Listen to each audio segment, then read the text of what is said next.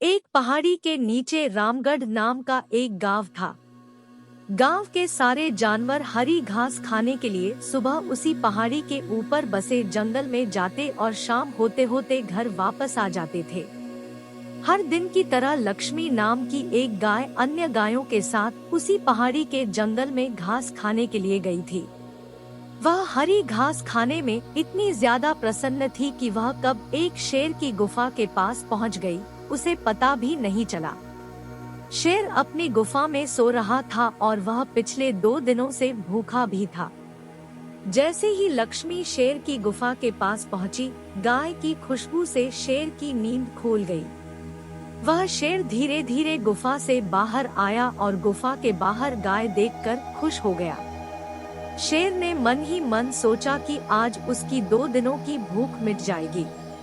वह इस तंदुरुस्त गाय का ताज़ा मांस खाएगा और यह सोचकर उसने एक तेज दहाड़ लगाई।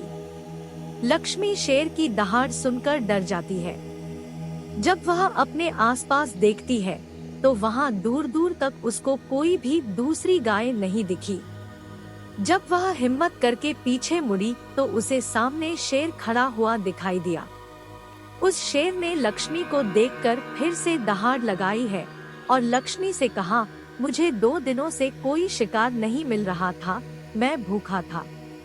शायद इसलिए भगवान ने मेरा पेट भरने के लिए तुझे मेरे यहाँ पर भेजा है।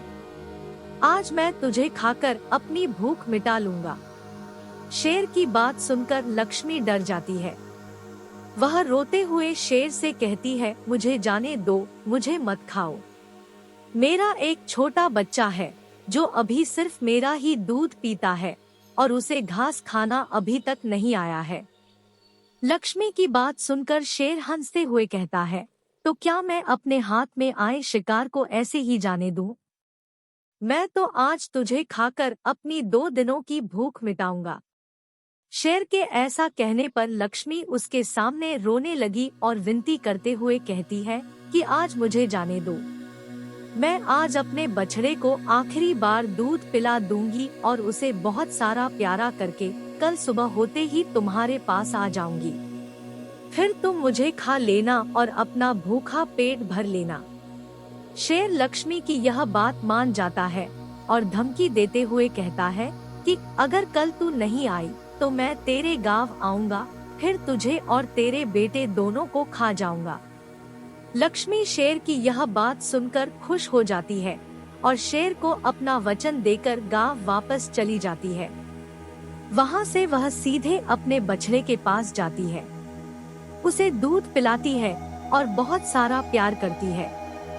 फिर बछड़े को शेर के साथ हुई सारी घटना बताती है और कहती है कि उसे अब अपना ख्याल खुद ही रखना होगा। वह कल सुबह होते ही अपना वचन पूरा करने के लिए शेर के पास चली जाएगी। अपनी माँ की बातें सुनकर बछड़ा रोने लगता है। दूसरे दिन सुबह होते ही लक्ष्मी जंगल की तरफ निकल जाती है और शेर की गुफा के सामने पहुंचकर शेर से कहती है, अपने वचन के अनुसार मैं तुम्हारे पास आ गई हूँ, अब तुम मुझे खा सकते हो। गाय की आवाज सुनकर शेर अपनी गुफा से बाहर निकलकर आता है और भगवान के अवतार में प्रकट होते हैं। वह लक्ष्मी से कहते हैं, मैं तो बस तुम्हारी परीक्षा ले रहा था, तुम अपने वचन की पक्की हो। मैं इससे बहुत प्रसन्न हुआ। तुम अब अपने घर और बछड़े के पास वापस जा सकती हो। इसके बाद वे उस गाय को गौ माता होने का वरदान भी देते हैं और उसी दिन के बाद से सभी गायों को गौ माता कहना शुरू कर देते हैं।